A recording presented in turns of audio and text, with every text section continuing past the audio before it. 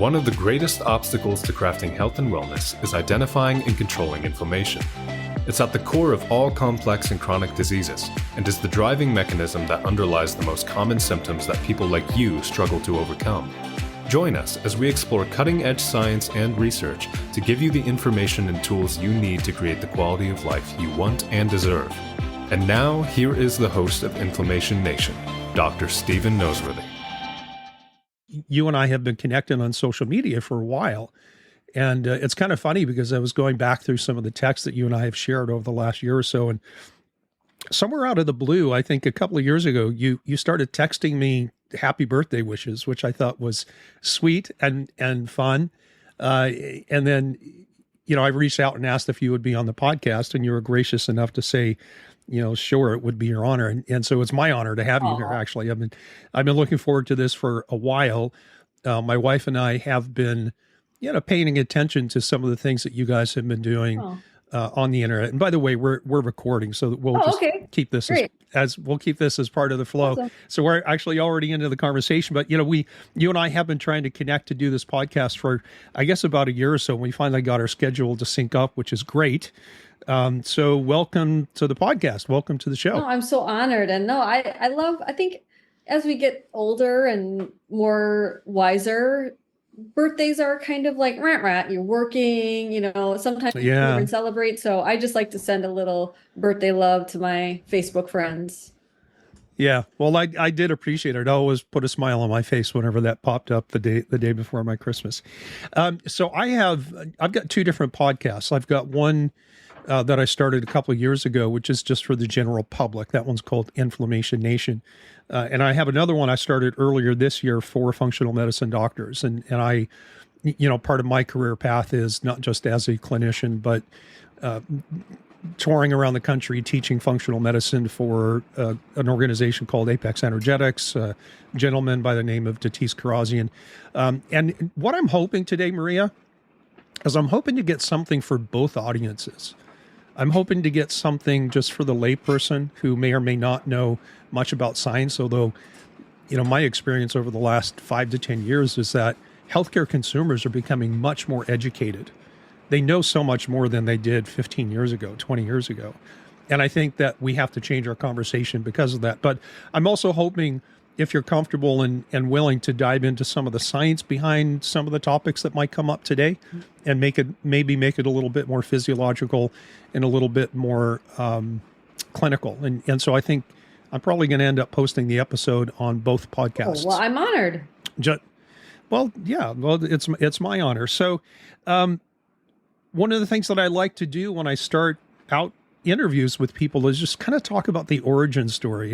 And I have my own story of how I got into health and wellness. And, I've discovered that most of us have a place that we used to be and the place where we are now, and some things that got us from point A to point Z. So I'm kind of interested for you, because I know you do have a little bit of a backstory, but take as long as you want, 2 minutes, 20 minutes, just kind of spin that story for us, if you don't mind. This is kind of, people love my story because it was quite intense. But I have been on a ketogenic diet for over 26 years. It'll be 27 years in March.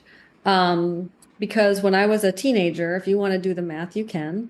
I was 16 years old and I wasn't feeling well. I went to my family doctor and they told me at that visit I had something called PCOS, which is what we know now as a form of type 2 diabetes. Sure. I also was given 3 prescription drugs at the age of 16, one for antidepressant, one for acid reflux, and one for IBS, which is irritable bowel syndrome. And I looked at these prescriptions and I'm like, I don't want to take these. And as fate had it, I had this beautiful golden retriever, but she was losing patches of her hair. And so I took her to the vet that same week. And the first question the vet asked me was, what are you feeding her? I was like, okay. I mean, my doctor told me it was nothing I was doing wrong. It was just the cards I was dealt in life. Yeah. And little did they realize I worked at this coffee shop. So before school started, I would go to this coffee shop and I would make the scones and the muffins and the cinnamon rolls. And then I would go to school and then I would go back to the coffee shop once I was done with school And whatever didn't sell, we would close about 5 o'clock. Whatever didn't sell, I got to go home with. You think I'm lying? But I would make extra cinnamon rolls that morning. Just in case. Just in case. Like, especially on Fridays. I knew Fridays was like a big cinnamon roll day, so I'd like make a lot. But I would go home with boxes. Like, do you know Seinfeld, like the muffin top thing? Like, I would just eat muffin tops and like it was awesome. But given that diagnosis, I was like, wow, there wasn't the internet back then. But doing some research into what causes PCOS, because being told you can't have your own children at 16 is kind of like mind-blowing. And looking into the PCOS, it's caused by excess caffeine, sugar, and carbohydrates. And so I had to really look at what I was putting in my mouth and completely change it. But I never want to eat chicken breast and broccoli, and I still don't. And so I just started like recreating some of my favorite things like cinnamon rolls into these, low carb, exotic, protein packed cinnamon rolls. And I just had fun creating really delicious food. And it was just for myself. And, everybody thought I would fail.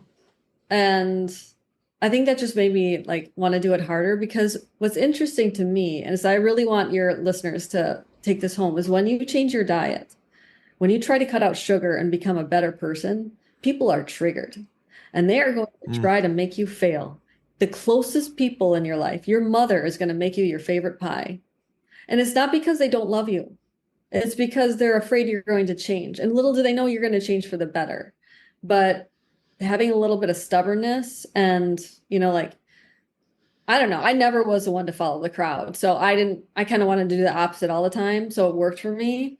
But I understand there are people that just want to go with the crowd and go the easy way and this and that. And people are triggered when you change, and you just have to be very strong. Yeah. And I'm certainly no psychotherapist, but it seems to me that people don't want to have the light shone, whatever that word is, on the mistakes that they're making, right? Because then all of a sudden it's like, okay, now I'm aware this is an issue and maybe I'm responsible for taking ownership of my choices. And that could be a subconscious thing, or I'm sure some people think it consciously, but I totally get it, because I was very healthy up until a certain point in life. And then life got too busy and too complicated with marriage, 5 kids, busy clinic practice in Florida. And I just kind of lost control of things. And I didn't want to hear it. Like, people would say, like, what happened to you? And I didn't want to hear it, because I didn't want to take ownership of my lack of priorities and all that kind of stuff. So was it that beginning of the journey? Was that what led you to become a nutritionist? Because that's your primary background, right? Yep. I went to school for nutrition and exercise physiology. And I met my husband, when I was only 17. And I told him that I probably can't have my own children. And he's like, let's adopt. And that was something that I always wanted to do. And so we started adopting. I was married before I could legally drink alcohol. And he was much older than I was. So we started adopting, and he lost his job. And it was such a hard time for us to like set these children aside. And it was really sad. And someone said to me, Maria, why don't you, because this was after school. When I graduated college, I became a rock climbing guide, and I made like $8 an hour because I was going to be a stay-at-home mom. I was going to be a stay-at-home mom. That's what I was going to do. And so when he lost his job, I didn't have insurance. And if you lose job, like insurance, health insurance and all that, your adoption goes back to zero. So all that money you put into it goes back to zero. So like depression totally was, it was a hard time. And someone said, well, Maria, you're going to start a blog. What is a blog? Right? This was a long time ago. This was 15 years ago. What is a blog? And they said, you're going to write a cookbook to put your recipes in to help raise money for your adoption. I was like, oh, that's cool. This is how poor we were. Okay. I had to ride my bicycle to the library, not even a car, because we sold our cars. We had nothing. I rode my bicycle to the library to write my first book. And I am so grateful for that hardship, because it gave me a reason to wake up. And now it gives me, I live very simply. Like, I don't need much. I don't even have a car, because I never liked I like to ride my bicycle. And And now they have e-bikes, so I mean, come on, they're super. Um, but it just taught me like, oh, you don't really need a lot, you know? But I don't know. I love telling my kids that story. I'm gonna cry on you. Sorry. No, it's okay. This time of year is a lot because this is when we were in Ethiopia. We did adopted them from Ethiopia, and so just the holidays are a lot. And I'm just so grateful to be their mom, you know. Yeah. And I'm grateful that that's it. And I like that part of the story the best. yeah, and it's just it couldn't happen without people like you know, spreading the word. It really couldn't have. It couldn't have. I just know that. Yeah. So. Yeah. Well, let's transition then. You know, that when I reached out to you, I asked if you would be willing to come on and talk about the fasting mimicking diet. And I know that you don't use that terminology. And can we talk just a little bit about your take and your understanding of Walter Longo's work and his coining of that phrase? Because I'm pretty sure that you've taken that and you have adapted it, you've changed it. And you know, I think I understand the basics of Dr. Longo's work and how he's structured his 5-2 program. But just for people who are listening who may not have ever heard of the fasting mimicking diet, can we just kind of paint that picture as best as we can? And then we'll move into your work and how you've modified things, why you've modified things. And so we can kind of start with that and then branch out. So, and maybe a fair question, Maria, is like, where and how and why did you get connected with the idea of a fasting mimicking diet? It would be easier if I started there because okay. When my first nutritional book, not all my books are cookbooks, my first nutritional guidebook, I wrote a lot about my story. And that's actually the one that everybody loves the most. I talked about how when I started the ketogenic lifestyle, my depression went away, my acid reflux went away, like so much got better, but I didn't lose weight. I was eating way too much cheese, way too many nuts, all of that. I had to, and I just created this myself, pure protein days. And I wish I would have stuck with that term because it really was a pure protein day. It was very low in fat, no carbohydrates. It was just lean proteins. And when I would do that a few days a week, not every day, I did it a few days a week, the weight finally came off. And I set dairy aside for a while. And the weight finally came off. And so those were my pure protein days. And I had like recipes that were like pure protein bread, you know, like things like that. And someone's like, well, that's protein sparing. I was like, I don't know what that is. Like, you know, and so they're like, well, technically you should call it this because that's what it is. And so I just kind of went with it. But so is it really his work that I'm trying to mimic? I'm not. I'm just trying to do my own thing. And that term kind of just got piled on it. I wish I would have stuck with the name Pure Protein Days because people are very confused when they hear protein sparing. They're like, it seems like I'm sparingly eating protein. And I'm like, no, it's the opposite. Yeah, it's the opposite. It's the opposite. Yeah. You're eating a lot of protein and you're sparing it from your body. You're not going to use that muscle. You're going to lose fat. You're going to save the muscle. So yeah. So and I appreciate all of that, and I think that the model that you've created is very much aligned with the place that I came to after years of trying to sort this stuff out, not just for myself but for all the people that I work with over the years. And just to put it out there as a reference point, and I don't want to turn this conversation into your opinion of Dr. Longo's work. That's not my intent at all. But just for some reference, Dr. Longo's work, he promotes this thing called the fasting mimicking diet.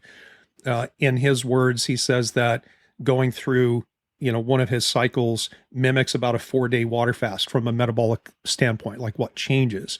And so he has this 5 on, 2 off schedule during a week, where you significantly drop calories, and that changes depending on the day that you're in for 5 days, and then you go back to eating routinely. But, one of the things that strikes me about his approach is that it's very low calorie, which I don't necessarily have a problem with, periodically. What I'm not personally a huge fan of is the very, very low protein approach he takes, which I appreciate your take on this. So very low calories, very low protein, even plant-based protein in general, like avoiding red meats and all that kind of stuff. A little bit of fish is allowed, that kind of stuff.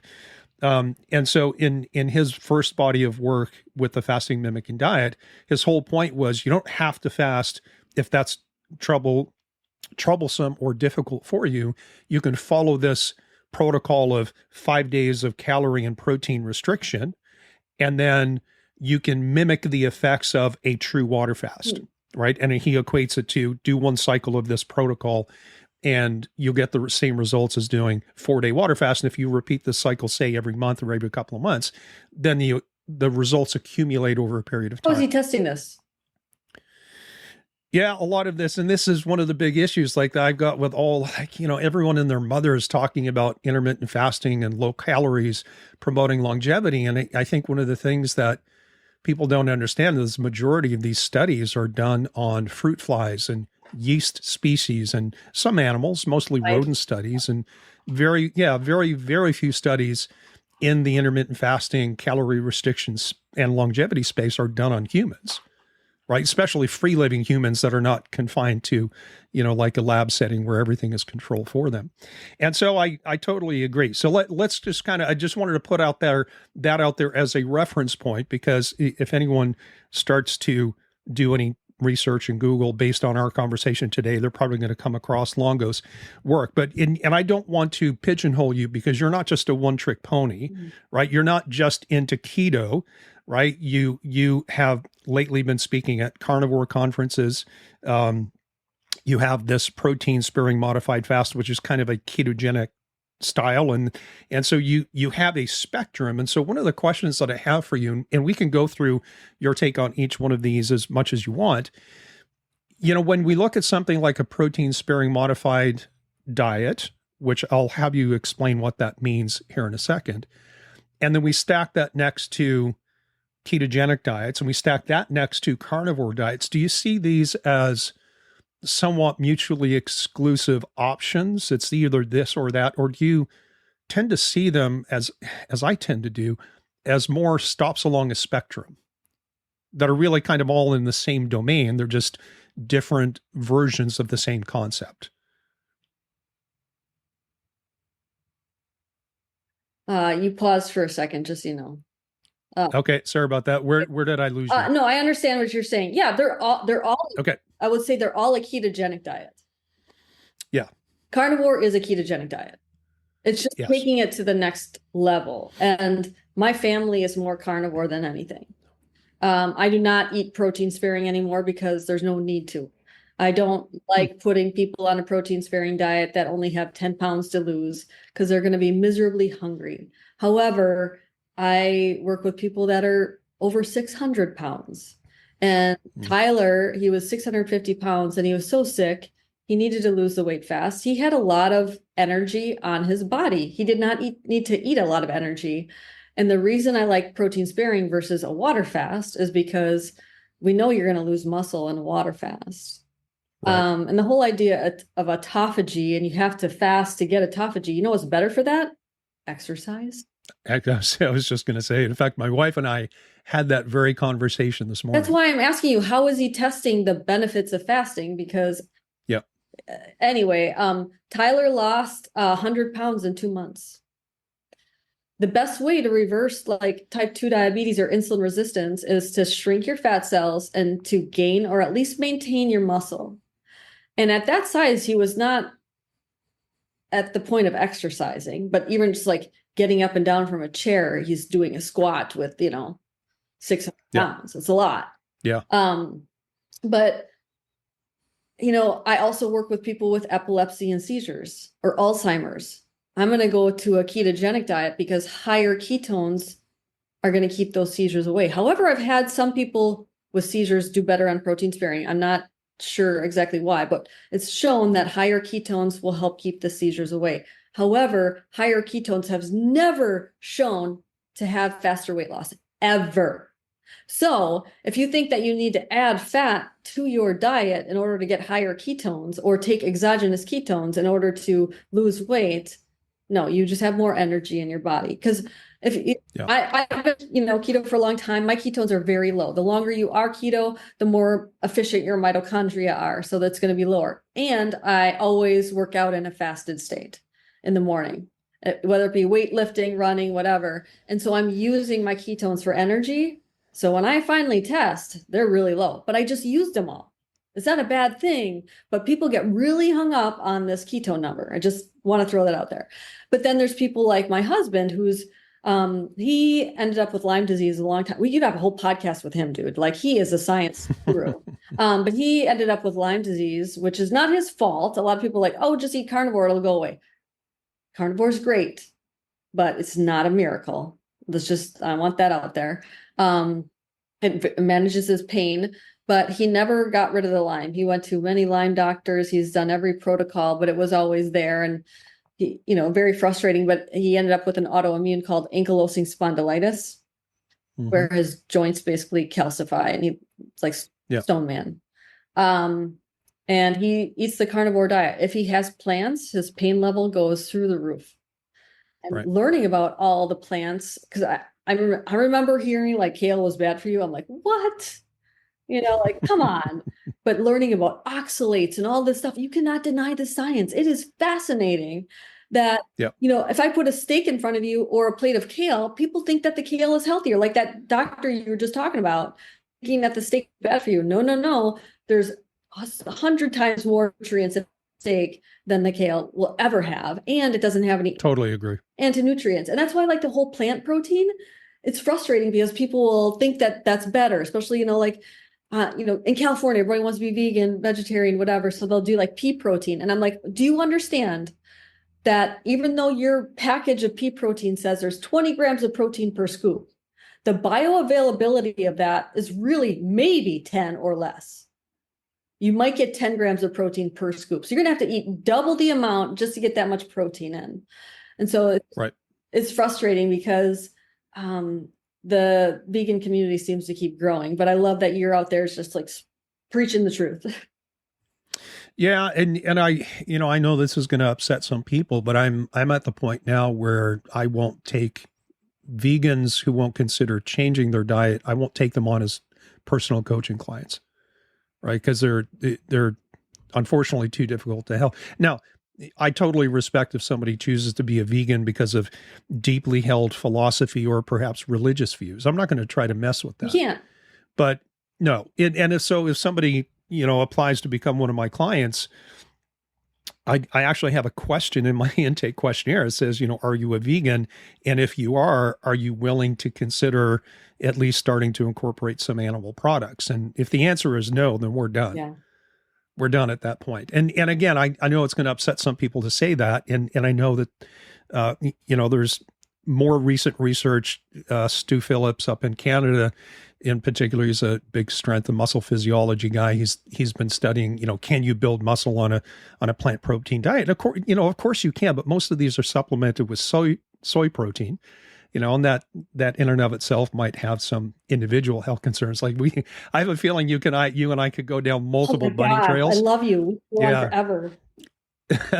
So let's try to constrain things. So let's go back and let me try to capture one thought, and then I would like you to explain what the protein sparing diet is. Do you look at both carnivore and a protein sparing diet as subsets of keto? Or special versions of that? Yes. Yeah. Subset. That's exactly what my husband says too. And it just depends on, this is why, when you work with someone, you say, what are your goals? Because what their goals are is going to drive me what the diet is going to be. I think carnivore is the ultimate autoimmune protocol. I really believe that a dairy-free, because I think you could do I have a carnivore protocol that's like level 1 is just beef and salt. Like that's it. Yeah. But you can get up to the carnivore level where you're adding butter to the steak and drinking heavy cream and all of that, where, what it is what it is. But I do think that meat is healing for sure. Yeah. We have, I think January is World Carnivore Month. which actually I've spoken out loud that I'm going to do carnivore for January. Well, And I so will send you my carnivore books. Like, give me your address. Send yeah. your way. Oh, sure. I would love that. I would appreciate it. So, all right, let's talk about what the protein sparing modified or fasting. How do you say it? It's the protein sparing Modified fat. modified fast. Yeah. Modified Yeah. fast. And is it truly a fast? Well, to me, it's instead of water fasting. Okay. Because, with water fasting, look at the studies, you will lose muscle mass.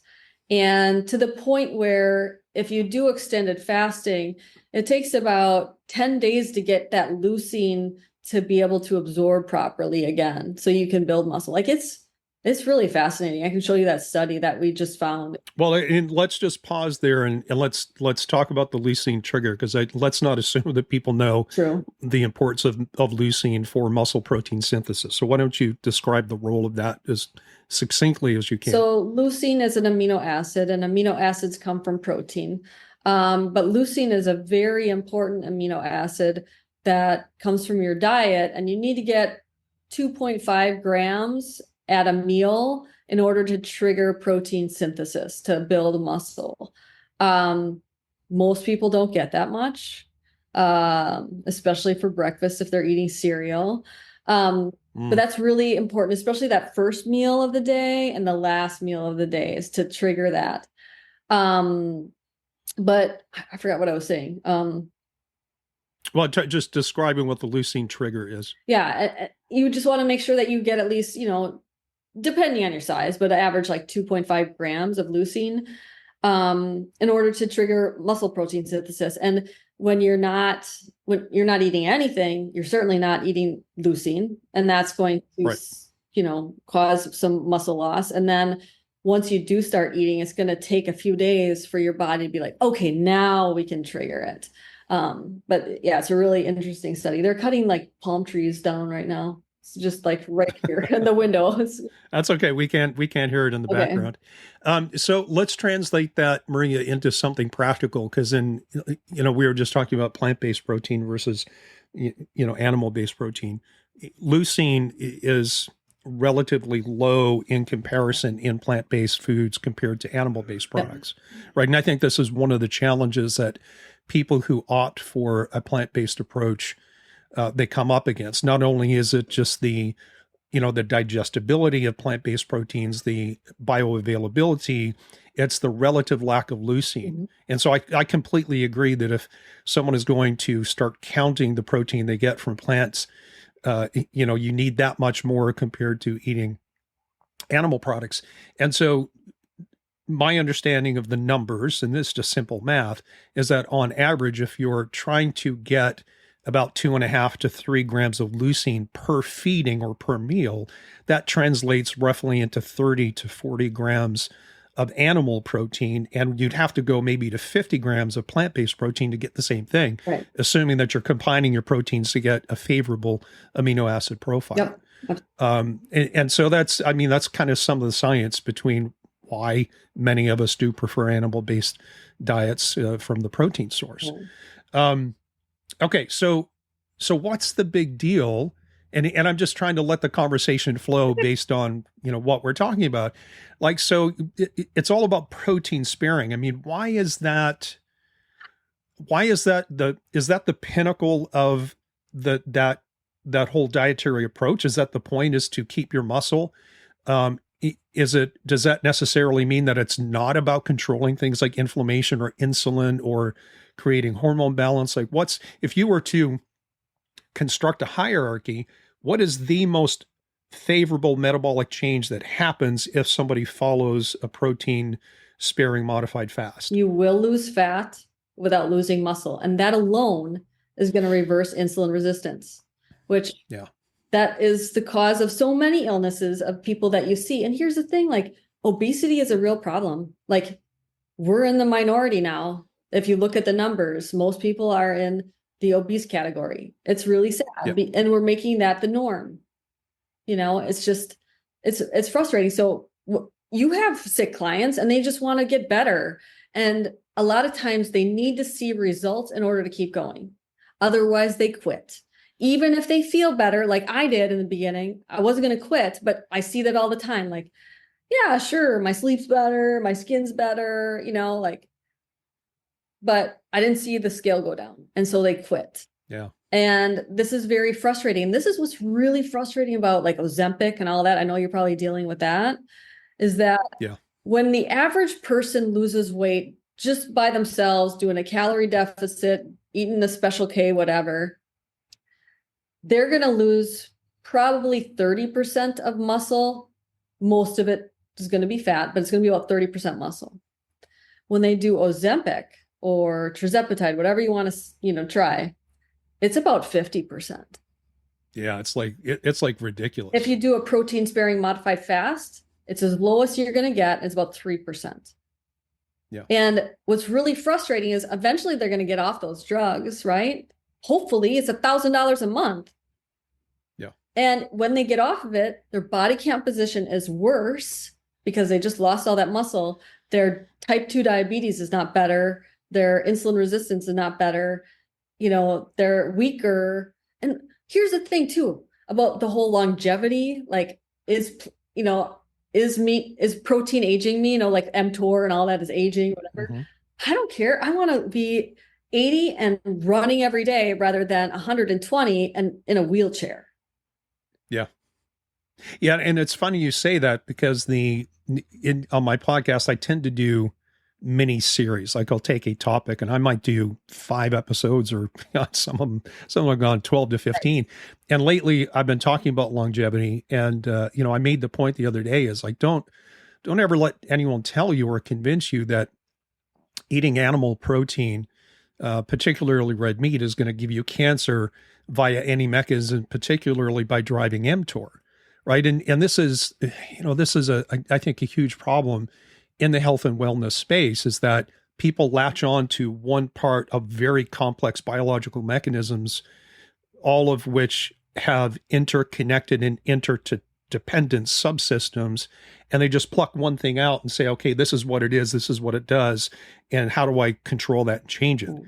And I'm a huge advocate of having a systems-based view of human metabolism. And that's, what we try to practice, what we try to teach in the seminars. But I'm kind of with you, like this whole semaglutide stuff. I still like, I have people, and sometimes it's friends and family, like, hey, have you heard of this? Here's an article. What do you think? And I'm like, I wouldn't put my wife or myself or any of my kids on these things. I just wouldn't do it. The trade-off isn't worth it in my mind, because you're trading radical body composition changes and unfavorable ones for long-term health and wellness. Right. And we don't know the long-term health. We know that thyroid cancer increases by like 50%. It's huge. It's something that I don't think we know the true long-term risks yet, but we live in a society that wants, a change right now. They don't want to wait for it or work for it. Yeah. Yeah. All right. So we've been talking in and around it, and we kind of get close and then veer away into another topic. So what is the protein sparing modified fast? How do you do it? General guidelines, because I'm sure it has to be tailored for individuals. Right. And this is my way of doing the protein sparing modified fast diet that I've found to be the best over the 20 years of working with people. I know that there's a few other people that do it much differently, but this is the way I like to do it. Maximum of 3 days a week, you can have a protein sparing modified fast day. And I do have a free calculator if you don't mind me plugging this. It's on my website. No, I'll put links to all of your websites and anything you want. Just make sure that I have the proper links, and I'll put them on the episode description. Well, I have a free calculator, and this calculator will give you your keto macros for weight loss. And then it'll also give you your protein sparing macros for weight loss, if that's your goal. Like you can do it for muscle building, whatever you want, but 99% of people want to lose weight. And so it'll give you your keto macro days and then your protein sparing days. Protein sparing is a low calorie diet. It's about 800 calories a day. This is why I don't say do it every day, because there will be some metabolic adaptation. Depending on how large a person is, I'll give them how many days they can do it. 3 days is maximum.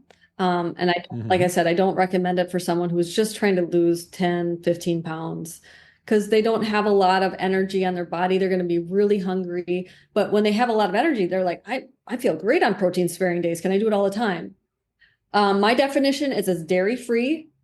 If you do it my way, dairy free and nut free. So that means no fat free cheese, no fat free cottage cheese or low fat, any of that. Because I know some people do that, or whey protein. So, and I usually don't recommend whey for weight loss just because it is absorbed so quickly into the body. It's fine for a bodybuilder or something like that, but someone who is insulin resistant, I don't want to do that. And can you pause there for a second, Maria, and explain the link between whey and insulin resistance? Well, all proteins have a different rate of absorption. This is also why soy is bad. It doesn't signal as fast. So whey protein is absorbed very quickly into the bloodstream. Often see your blood sugar go up with it because it's absorbed so fast. I like beef protein. I have a beef protein powder that I really like and enjoy myself. It's absorbed slower and more evenly. And then there's some that take forever to trigger. Like egg is somewhere in between there. It's more on the longer end, like egg protein. And then you get the pea protein and soy protein way down the line. So it's not great if it happens too fast or too slow. It's fine if it's for someone that's not looking for weight loss or whatever, but also the dairy aspect, whey is dairy, and we poo-poo gluten in this keto community, but nobody talks about the dairy issue. And dairy is a much more common allergen than gluten is. But I think that people are already giving up, the bread and the rice, and they don't want to give up the dairy also. So, and we can talk about that later, but that's why I choose meat is a really great rate of absorption. So dairy free, no nut flours, no coconut flour, anything like that. Well, you're hitting all the high points and all the mistakes people make. Like, people go gluten-free and all of a sudden they become a gluten-free baking expert, and they're using all these different almond flour, coconut flour, whatever. And those are not necessarily good choices for people. I know. Yeah. The thing about nuts is it's a lot of fat and a lot of carbohydrates. And if you think about animals that fatten up for the winter, they eat nuts that are a lot of fat, and carbs are a great way to gain weight. And that's what nut flours are. So that's why I usually don't recommend those. I still have desserts. Right. I mean, they're just different. I even have an angel food cake that's pretty mind blowing. And we made a flourless red velvet cake yesterday. It was really good. So it's not like you're eating bark. It's good stuff. But and I think sometimes people think that, if they make radical changes to their diet, which, certainly from a standard American diet, this is a radical change. I think people who are used to living in that domain with their diet, it's not so radical.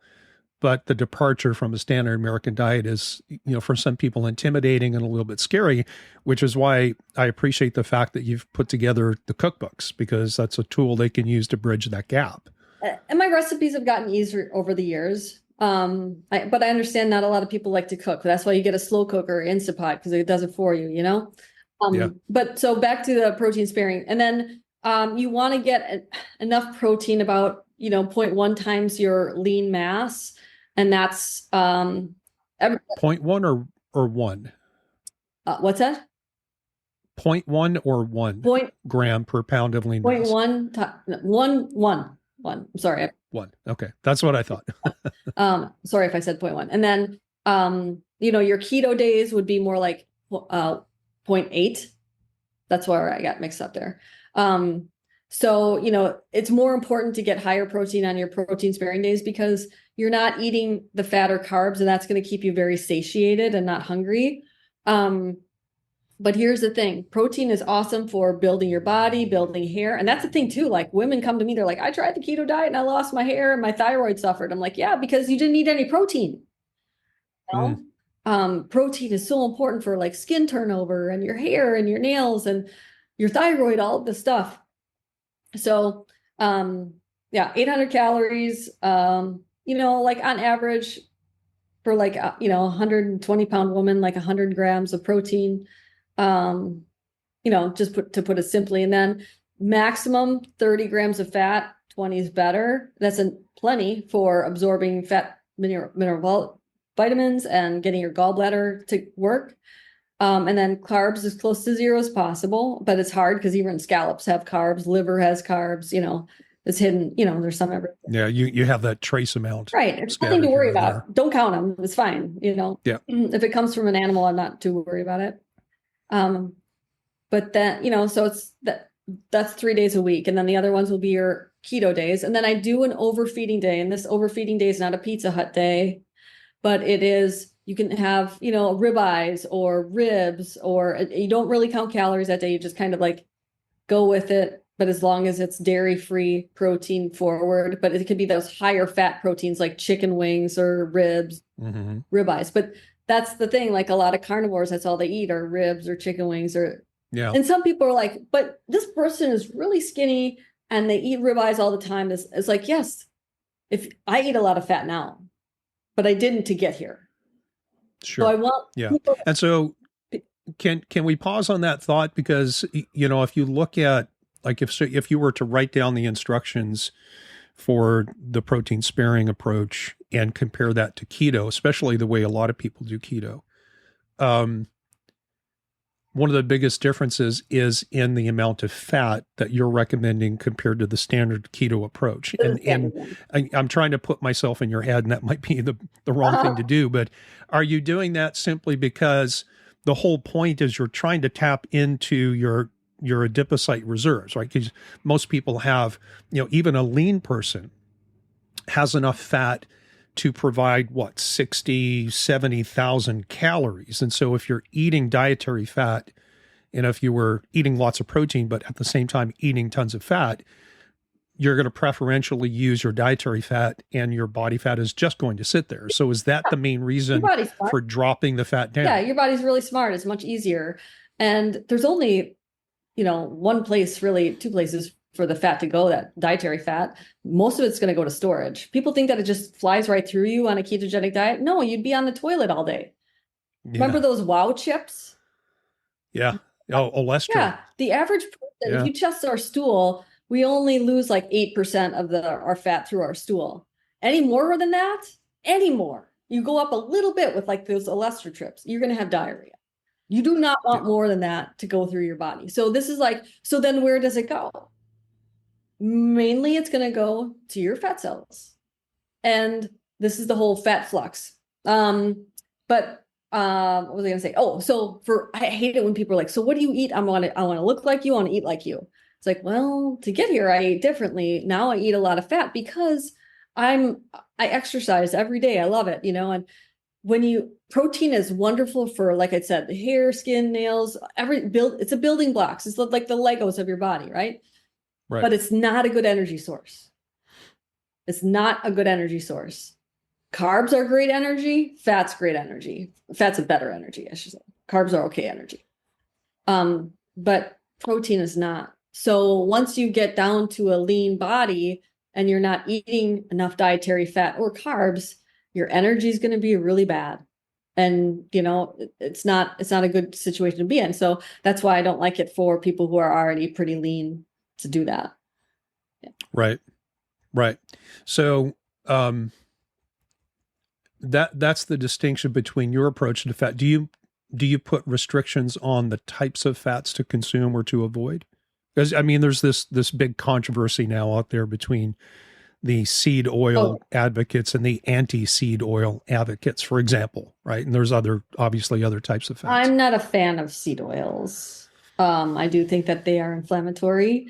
Hydrogenated being the worst. Soybean, cottonseed, canola, they're not flavorful. They're not good. Like, use duck fat, lard, tallow. Because I do for protein sparing, if you're on like a program with me, we're going to stay away from the butter and the ghee for now. But because of the dairy. Yeah. And usually that's the first thing they can add in if they don't have autoimmune issue. But they often find like there's nothing better than a tenderloin cooked in tallow. Like it's just, it has a very high smoke point, so it can get real crispy on the outside. And it's flavorful, and the duck fat and the coconut oil if you want. I'm not afraid of that. You could use avocado oil. I don't really use it. I don't like the flavor. But there's a lot of other dairy-free fats you can use. Yeah. So do you limit fat intake to that which is found naturally in the protein sources you're choosing, or do you have people add extra fat, whether that's olive oil or something? Or what? Just to meet their fat requirements, which I know are lower than what most people would expect on a keto You diet. do not need to add, you do not need to add any fat. You're going to have to probably use more egg whites than yolks, because you're going to get enough fat in there. Like, people don't understand. Fat is in lean proteins also. Like, I remember when I was young and, trying to lose weight, and my mom would get chicken breasts from Sam's Club, and I was looking at the package. I was like, why is there fat in the chicken breasts? And I'm not afraid of fat now. I just want that to be clear. And I'm not saying, this is why I do have a lot of options, because the way you're going to have success is the diet you could stick to. Yeah. And that's also why I have like oodles of recipes, including a Pop-Tart, because I feel like, if you want it bad enough, you got to make it, but you can have it, but it's a diet you can stick to. That's what's most important. But it is very effective when someone really wants to see results. I'm like, do X, Y, and Z, and you'll do great. Yeah. So we've mentioned protein a couple of times, and you've given some protein levels that you recommend. What's the rationale behind cycling the amount of protein on your keto days versus your protein sparing days? Oh, it's just because on your keto days you have more fat, and it's not that you have to add butter to steak, but you can have like, a steak that has more fat than like a tenderloin. A tenderloin is definitely a protein sparing day. And sometimes people have a hard time hitting their protein goal for a regular keto or protein sparing day. And I'm like, just pick one of my protein sparing recipes, put it into your meal planner, and you'll hit your protein goal for sure. The other meal you don't have to worry about so much. But it's just that, your calories are much higher, quite a bit on a keto day. They're much lower on a protein sparing day. And the volume of food you can eat in protein is infinite amounts than, like, if you have a pat of butter versus a piece of, fish, like the volume is much bigger. So like, it's just, you can have a lot more, you can get away with more protein on a protein sparing day because the calories are so low. Yeah. Yeah. And you almost, I totally get that. What's the lowest? And I know that you base your calculations on lean body mass, which I like that approach. And so I have two questions. Number one is, what is the lowest in terms of absolute grams that you would have someone take in, even if they're just a very small, frail person? Of protein? And of protein. And then the second question is, would you modify your protein recommendations?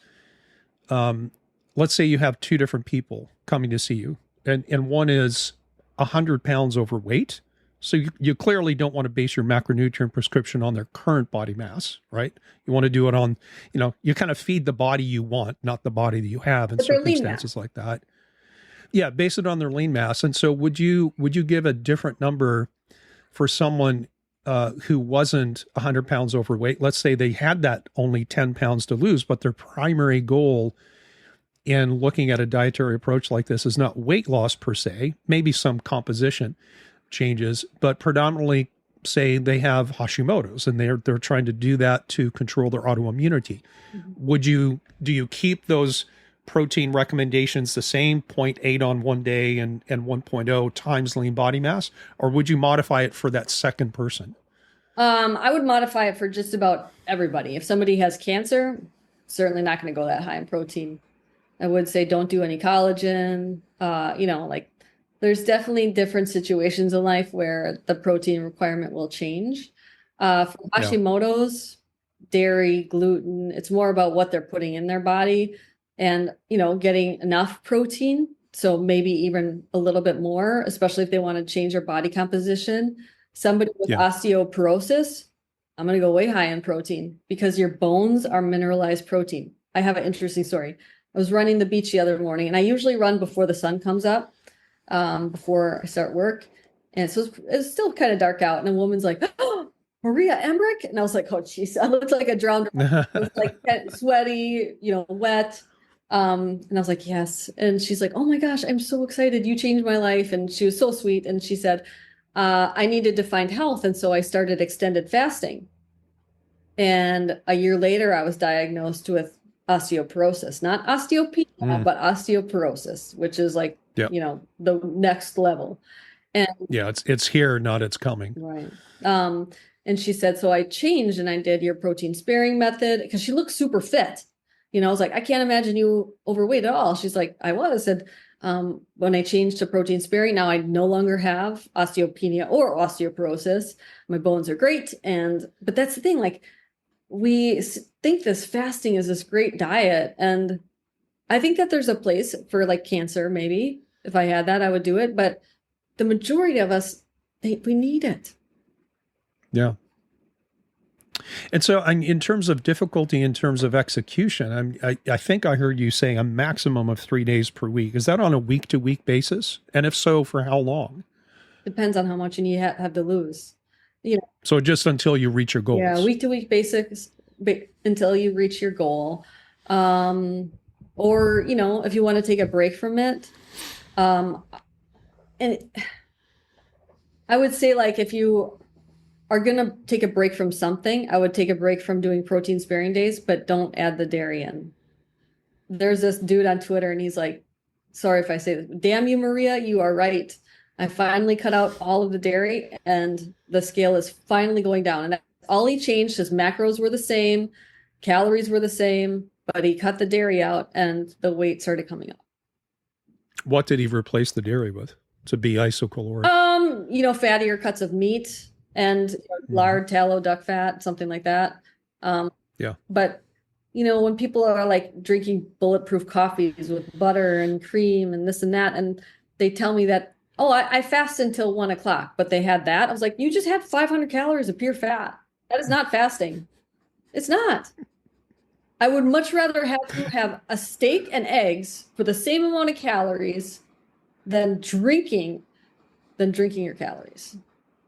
Yeah. And then, speaking to just the general public, I would like to point out to people that, the human body is designed as basically it's an input-output organism, right? And your diet and what you choose to put into your body is a set of signals that asks or requires a certain response from the body, right? And this is, one thing I've been thinking about this a lot lately, because in the functional medicine space, and I've been teaching functional medicine seminars for, about 15 years now.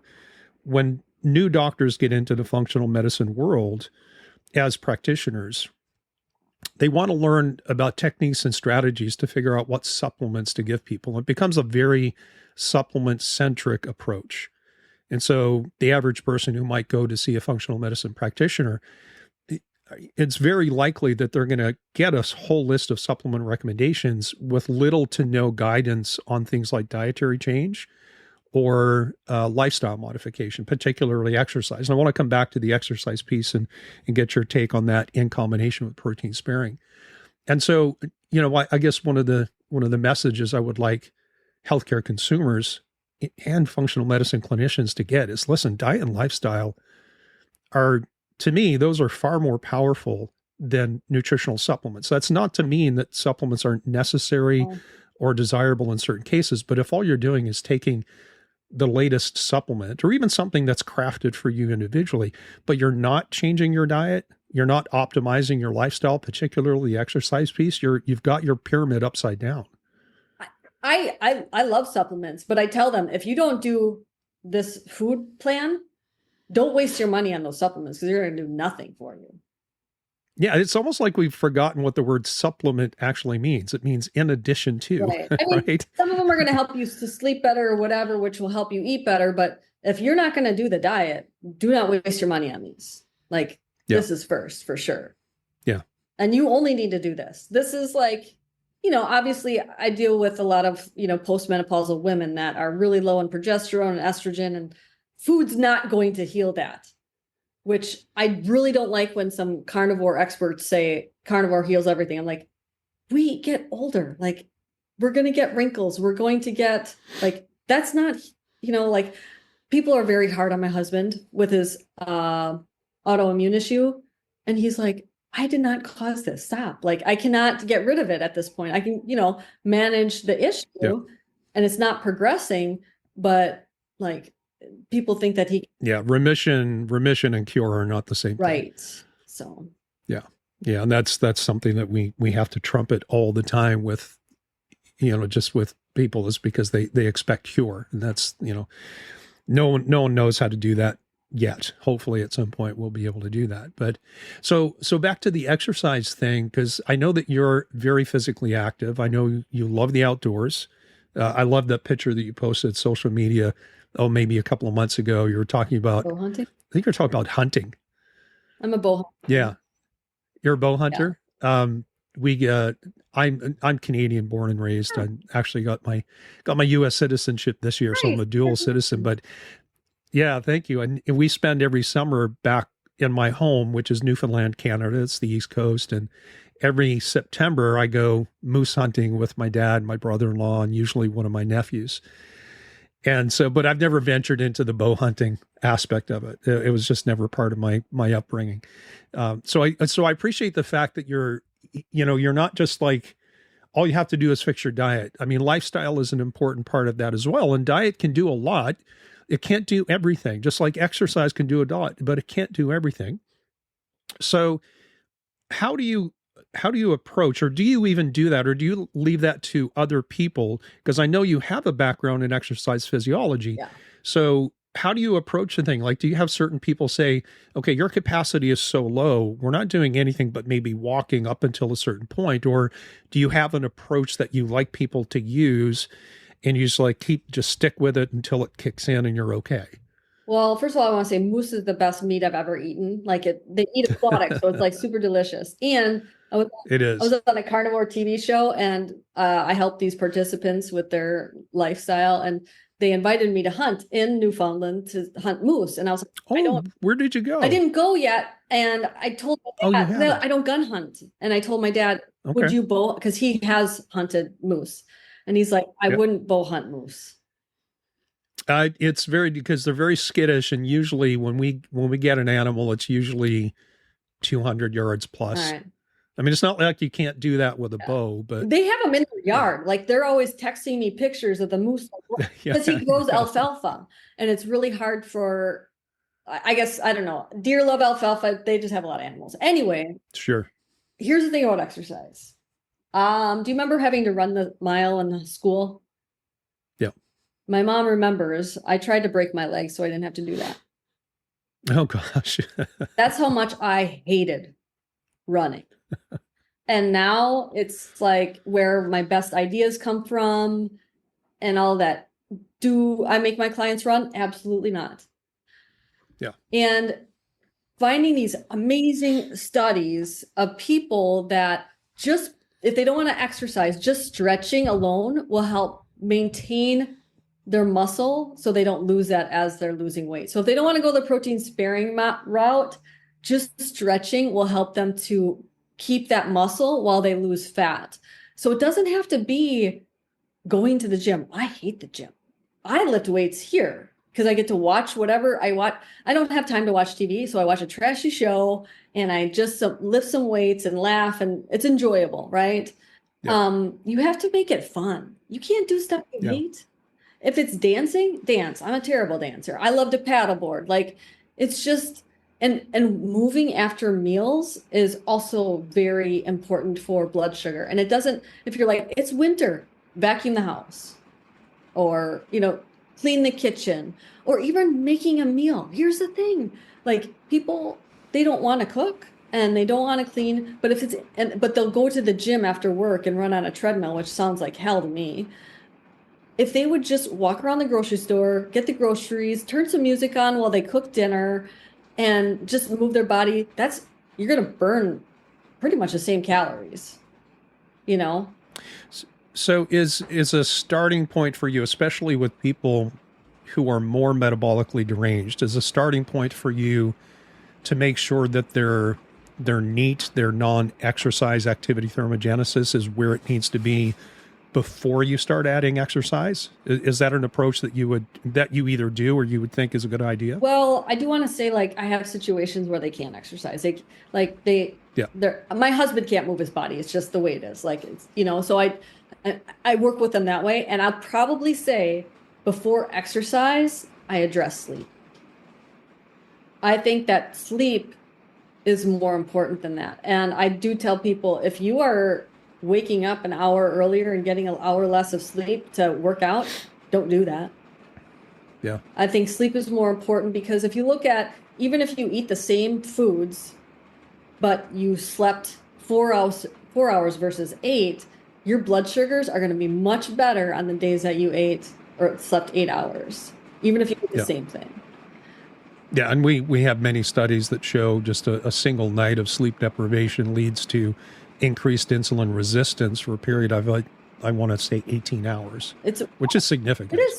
So yeah. I would say I addressed that. And then, you know, depending on their abilities, whether it be stretching, yoga, like finding something that they do like, but I do want them to find some sort of strength training. And like I said this on YouTube, we did a live the other day. I said 5 minutes is better than nothing. 10 minutes is better than 5. And that's how I look at it with my life, because sometimes, like, everybody says, oh, I'm too busy to cook, I'm too busy to work out. I'm like, you're not busier than I am. Like, stop. You know, like, we homeschool children. I'm working with celebrities. I wrote 4 books in a year. Like, you're not busier than I am. Like, just get over it. But yeah, that's a lie that you tell yourself. Yeah, but it's easy to not pick the weights up when I'm really busy. I got 5 minutes. Yeah. Who doesn't have 5 minutes? You know, just feel the burn. Do some bicep curls, feel the burn. And I don't have fancy equipment here. It's a very small place. But I have a few things, and an ab roller, like, it just, you know, and I used to hate working out. I hated it. And now when I don't do it, it feels like something's, because I do it in the morning, it feels like something's off in the day. You know, to anybody out there listening who thinks that, you know, stopping and doing something for 5 or 10 minutes is pointless because it's only 5 or 10 minutes. Earlier this year, I did an interview. We did a 2-part series because we ended up talking for like 3 hours. His name's Marty Gabali. He's a PhD researcher up at McMaster, and he's one of the key researchers in the world in high-intensity interval training. And I believe he coined the phrase exercise snacking. I might be wrong on that. But if he didn't coin it, it was one of his very close colleagues. And that's, you know, to me, I love that mental imagery. Like, if you can't take 30, 40, 55 minutes, whatever, if you have 10, do something in that 10 minutes. It will make a difference. It will, and it's more powerful to do a few different bursts throughout the day rather than 1 hour all at once. So if it's exhausting, and like an hour, I don't have an hour, just do like 10 minutes and then later do another 10 minutes. And having your heart rate go up and down like that is, in the long term, much better for you. Yeah. Yeah, that's one of the things. Just talking about the podcast, I've been talking lately about developing VO2 max and you know, zone 2, zone 5 training and the impact on longevity. It's not just longevity. It's like you said earlier, I can't remember how you said it, but the way I say it, I quote, there's people listening to the podcast are going to get tired of me saying this, but Ashley Montagu is a British-American philosopher. He's not alive anymore, but he's the guy who said the goal of life is to die young, as old as possible. Right. And what you said earlier, if I remember correctly, is like, it's not, I don't want just to be old. I want to be old and capable. Right. I still want to run on the beach and bow hunt and, you know, whatever it is, the stuff. I mean, that's really, it's another way to say it is adding life to your years and not just years to your life. I'm more active now than I was as a teenager or my 20s. Really? Yeah. Yeah. And that's amazing. I don't know. It doesn't feel like I make myself do that. I just crave it. Like, if I have a bad day, we all have bad days. We all have sadness. And instead of reaching towards the box of cinnamon rolls like I once did, which never made me feel better, I found things that truly made me feel better. Yeah. Food is, And one of the big differences is that it makes you feel better for longer. yeah. And once you get over, they say embrace the suck. Once you get over that initial, oh, this is hard, I don't really like it, the sense of well-being that carries over. And in particular, and I don't want to lose sight of the fact that we're talking about diet and how important that is, but when you run those two paradigms parallel and you're optimizing, and let's say even three, you're optimizing your sleep, you're optimizing your exercise and activity level, and you're optimizing your diet. My gosh, how powerful is that? Super powerful. Like Yeah. exercise is and was my antidepressant. I didn't want to take them. And sure, food changed that for me, but exercise still just like super dopamine surge for me. Like I just love it, Yeah, it's the one that consistently shows in the literature to be effective in treating depression, right? Get up and move your body. And I do like even having a mirror, if you want to start lifting weights, having a mirror and seeing yourself get stronger, don't think of it as vain, because there really is a signal going on in your brain that gives you that high. So it's not that, you want to stare at yourself, but just seeing yourself get stronger is much more powerful than just doing it in the kitchen and not seeing yourself. So just, I don't know, put that. Yeah. Yeah. I'm watching our time here, and I want to be respectful of yours. I appreciate the time you've been able to give me so far. What's the craziest transformation story that you have in all the work that you've done? I have a couple. One of my favorite body transformations, her name is Twyla. I have a certified keto coaching program, and she's now one of my coaches. But Twyla, she lost 274 pounds. Ooh, wow. Yeah. And she was at the point in her life. And do you know what percentage of that was lean mass versus body fat, or I don't. vice versa? I don't, but I do know that, she's moving her body like she never could before. She wouldn't even go to the grocery store because if she needed to go to the bathroom, she couldn't fit in a stall. Like little things like that you don't even think about. And, she couldn't clean herself or anything. And now she's just fit as a whistle or whatever you want to say. And, I'm going to probably have to have another interview, but she was on the cover of Women's World magazine. Mm-hmm. And it was just interesting. She did protein sparing days. She knows that when her weight creeps up, she has to cut out the dairy because it will come back in, but then she just cuts it out and because this is a thing, like some people hate the scale, but if you don't weigh, and I'm not saying that it says everything about your body composition, all of a sudden 50 pounds go by and it's a lot harder to lose 50 than it is to lose 5, Sure. So just kind of keeping that. So she keeps an eye on the scale. And if it does go up, she cuts out dairy for, a week or whatever and gets back down to her happy weight. And she's just a blessing. She has a lot of excess skin, but she does not want to get rid of it because there's a lot of side effects and things like that. She's like, mm-hmm. These are my war wounds. She's like, she's just an awesome person. What was the time frame that she lost the 274? I can't remember at the moment now. It was fast. I mean, we're not talking like 3-4 months, right? No, we're talking a year and a half. Yeah, it was over a year. Yeah. I know that. But I did have someone lose 170 pounds that I'm going to post on my Instagram in 1 year, a woman. And, it's just, people don't think that it's possible. Like, oh, you only should lose, so many pounds. But when you're, I don't know, when you're so sick, reversing it is important. And you're eating good food. And, but my favorite non-weight one is, her name's Kiki. And I used to go to the gym to lift weights. I would do body pump. I don't know if you know that class. And there was a woman in my class. I didn't know who she was, but she always wore a bandana and she didn't have any eyebrows.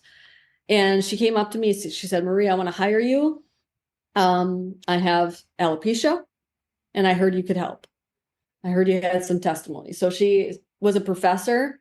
She came to my office and it was like September. And so she didn't come to body pump anymore because I would go during the day. And she kept in contact for a while, but then she just went away.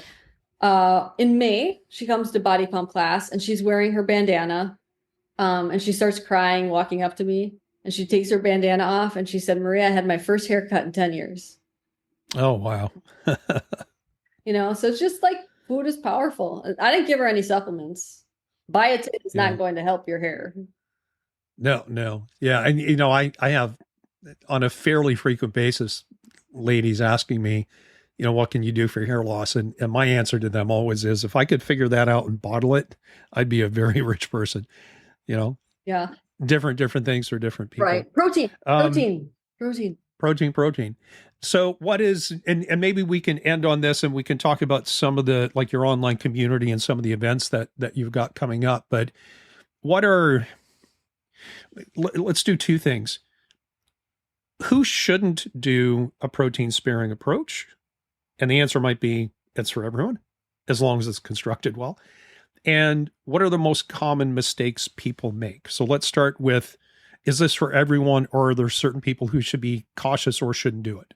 No, it's not for everybody. If you are, lean already, because some people, I was at a conference and they're like, Maria, I tried protein sparing and I was miserable and I felt awful. I was like, you were so lean. Why would you even try that? And they were exercising. And I was like, don't, you could still exercise if you have a lot of body fat, but she didn't have a lot of reserves. So if you're already lean, pregnant, I wouldn't recommend it, children, you're growing.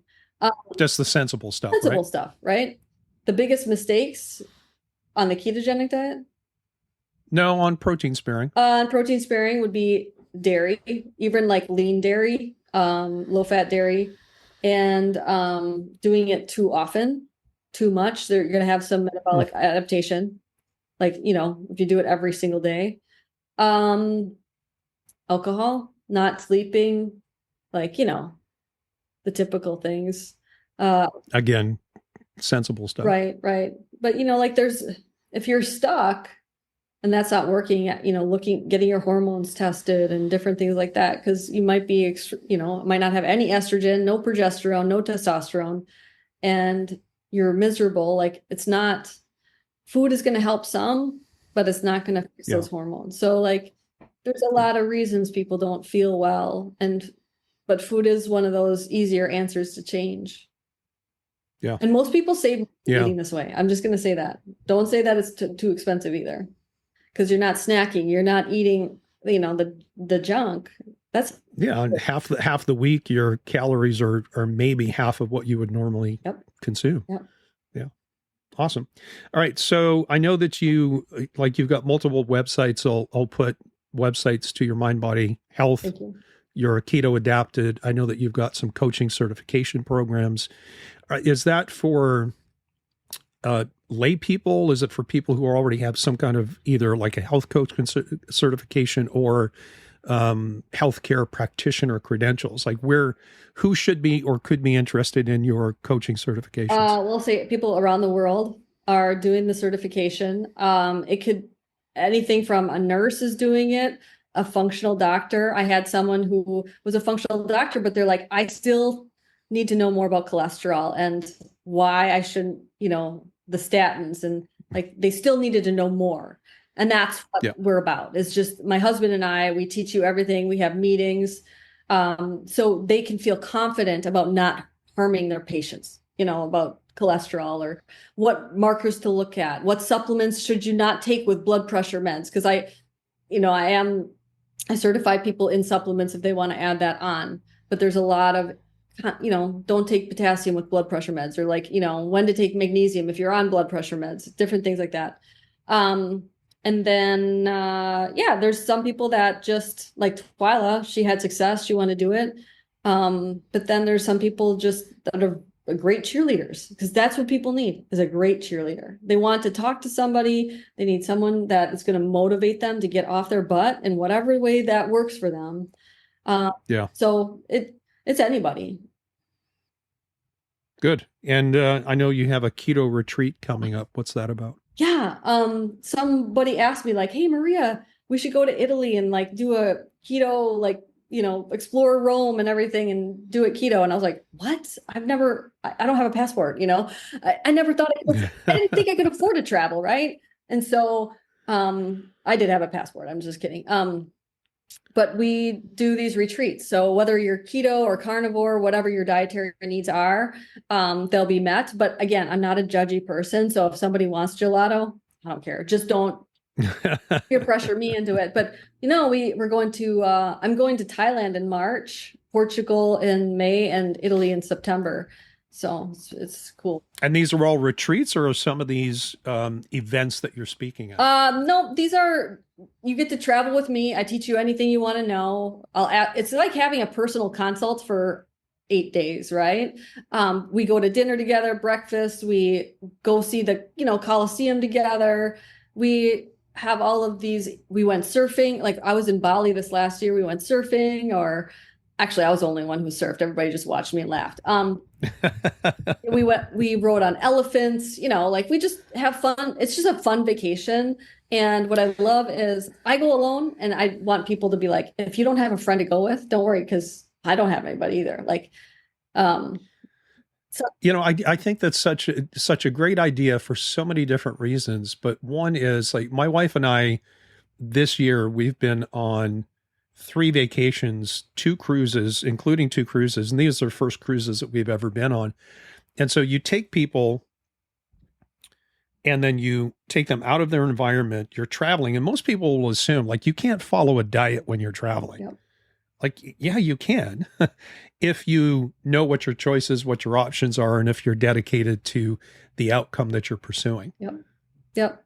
Yeah. So I love it, because you're showing them, like, this is how you do it. And I usually miss my family when I travel for events that I speak at.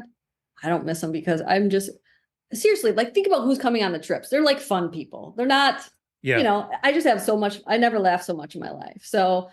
Oh, that's great. Don't go with your family. Fantastic. Come with us. It's super fun. All right. Any final words of advice before I let you go? No, but I do think that you should have my husband on and talk more about the science. He'll take it to another level for you. Yeah, I'd be interested in that for sure. He is a scientist, so yeah. Awesome. Thank you. Well, Maria Emmerich, thank you very much. I appreciate your time, and shout out to all of your listeners. Thank you so much. Thanks for listening to Inflammation Nation. If you enjoyed this episode, make sure you subscribe to our podcast. Be the first to know when a new episode drops so you can stay on top of your game. It also helps others like you find the answers they need. You can use the links in the episode description to check out Dr. Noseworthy's self-learning programs for thyroid, detox, and gut health. Or you can submit a question for the podcast and even reach out to Dr. Noseworthy directly.